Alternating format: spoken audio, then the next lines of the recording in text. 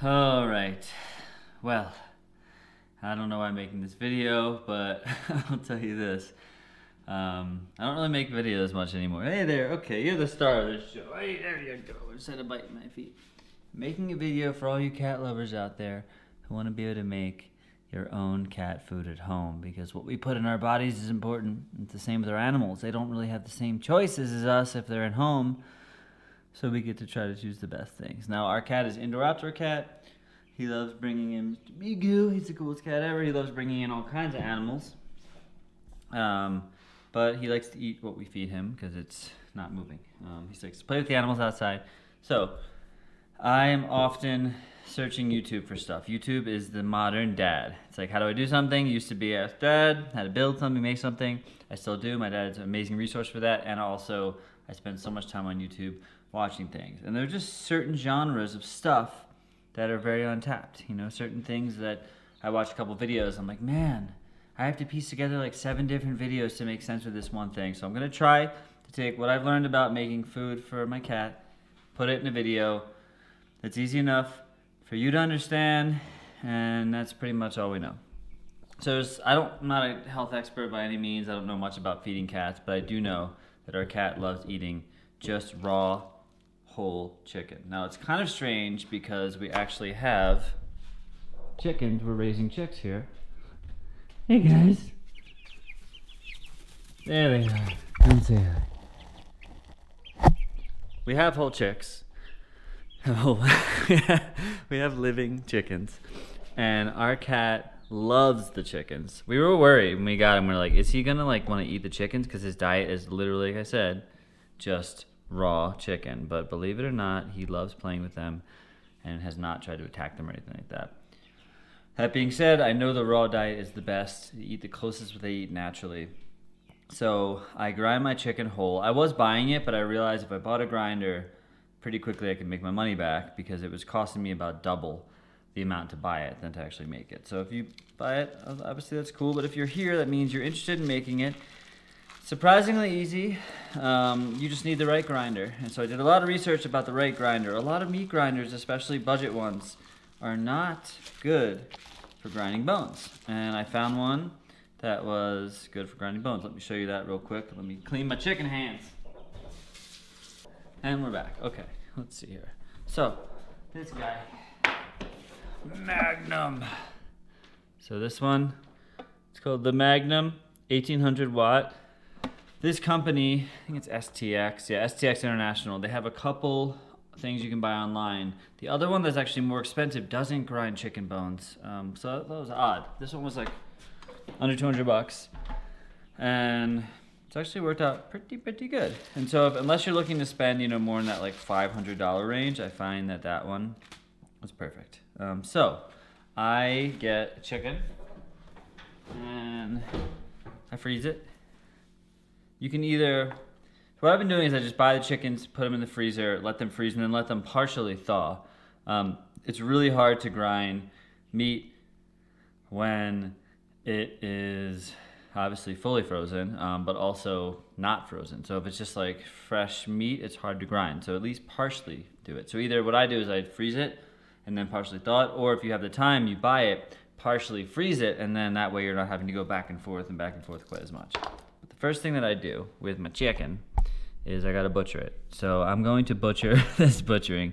The issue with doing it this way is more so your hands might get freaking freezing. So that's what I've noticed. Like I can do one at a time and I have to take a little break because my hands get really cold because it's obviously still partially frozen. But I take off the wings, and then if you're cool like me, you find the spot, you're like, oh, I got it. And I love when I get it in the first try. It's like, yes. Because if you're cutting through bone, obviously that's an issue, but if you find that joint right there, it cuts really, really cleanly. And then I like to work with pieces that are manageable, that are gonna fit through the chute of the thingamajigger. So then I take these off, and what I was doing when I was first butchering more is I would break the joint, and then it was just easier to take it off, right? Because then you're actually like, oh, look, there's the bone. I'm not gonna cut the bone. And then over time, I've just learned the magic spot. This drumstick will fit right through, which is cool. But a lot of this stuff we're gonna have to cut up into little pieces. So you'll find like, oh, if it's not going through properly, it's okay. Just cut it up into smaller pieces and bada bang, bada boom. Yeah, and a couple things. So a lot of these cheaper meat grinders, they'll do chicken bones, but they will not do other bones. So don't try to grind no gigantic arse calf and that kind of stuff. You know what I'm saying? All right, so once I get into these pieces, then I take my meat cleaver and, you know, work with what you got, but be careful. And I start to break these into more, again, manageable pieces that will fit. Hi-ya! All right, so you kind of get the picture. Break it down best you can. You're gonna have to cut through some bones, most likely, unless you really just like, you could also kind of fillet it and take the bones out, and then these bones will probably just go down pretty easily, but figure out what works for you, and then we'll go to the next step. Okay, you ready? Got the meat grinder here. Now, one thing they said in the instructions that's very important is to use the pinwheel, that's what it's called, this attachment first. It looks like a wheel, right? Start with this, and then you work your way down to a smaller one. So what I do is I have 2 chickens, and I've been doing 2 chickens at a time, and then I freeze everything, and I find that that's enough. Yeah, for like a couple weeks usually, depending on the, you know, how much your cat eats, whatever. I would like to start doing 4 chickens at a time. It just gives me more, and I have to do this less often. But that's what we're working with. No big easy, and then it's just simple. It's gonna get loud.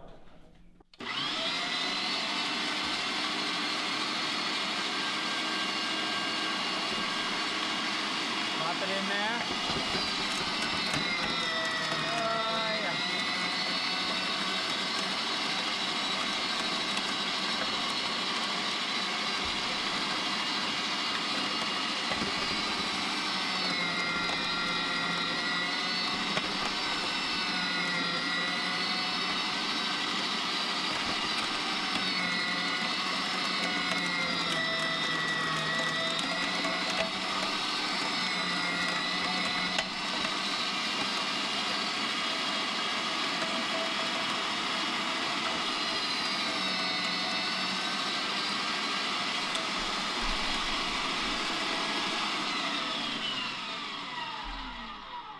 Look at that, pretty sweet. Some people might be curious to know, like when you buy a chicken's whole, oftentimes they have the heart and the liver inside. I do grind that up as well. I also sometimes will add that like kind of neck piece. The place that I used to buy the ground chicken, just whole ground chicken, bone and everything, they, I think, took the skin off, but I've seen a lot of people use skin on, so I kind of take a little skin off and do mostly the skin, because skin is delicious, and that's how the animal would eat it. So I'm going to keep grinding this, and I'll show you the next step. Alright, this is all the meat here. And what I like to do is just kind of mix it together, because if you have like some chicken breast here and some organs here, you want to get them all mixed in so they get a nice balance of all the meats and stuff. I'll mix this together, and I'm going to grind it again. Okay, so now, as you can see, I've changed the blade to one of these guys with all the holes in it. Not the smallest one, not the biggest one, kind of right in between. And then I just pass the meat through again. Basically, the first time it's grinding it up, but it's going to be less work on the blade because it's starting to break the bones down. If I just use this small one the first time, it would probably be too much work on that. So it's good to do an initial blend, and then now I'll blend it to where I want it to be.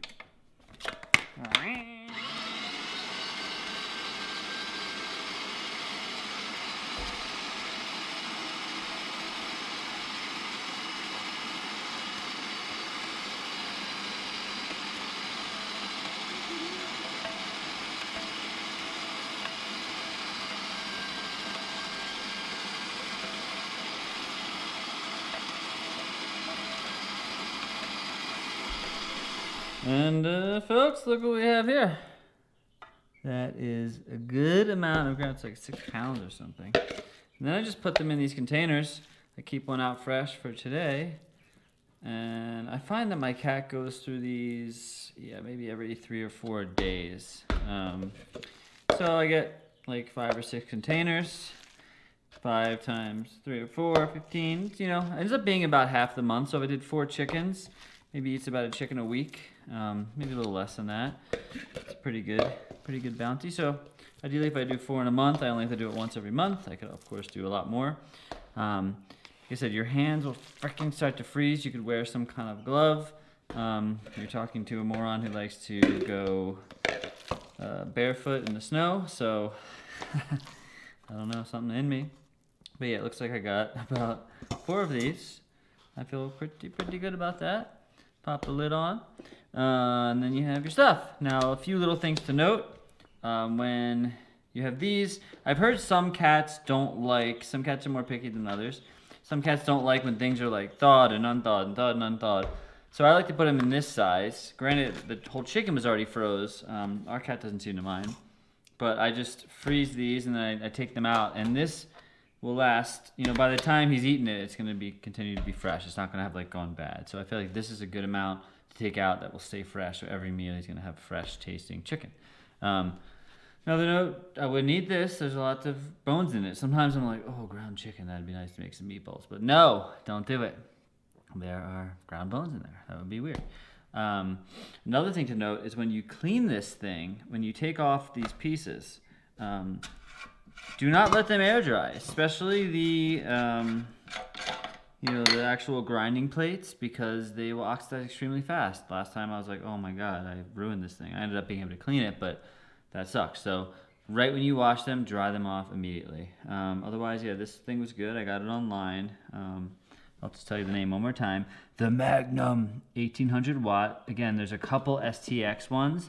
The Magnum is the one that does bones. If you're unsure, you can look and see which one does chicken bones and small bones like fish and that kind of stuff. It does not do big bones. But anyhow, surprisingly easy to grind your own meat for your chicken. And I found, like I said, it's about half the price. Of course, there's the investment of this, but it makes up for it very quickly. So half the price, and prices of things have been going crazy recently. So funk-alicious. I'll see you guys soon. I hope you enjoy this. You enjoy life. I've been doing this homestead life thing, at least working on it, kind of a modern homestead. So I'm just learning and I'm sharing what I know. I'm not the expert. I'm not going to ever pretend to be the expert, but I watch a lot of videos. I do a lot of things in life. I learn a lot of stuff and I like to share it. And, I write a bunch of books, so click the link below if you want to check out my books or if you want to come here for a retreat to learn or whatever it might be. Peace out.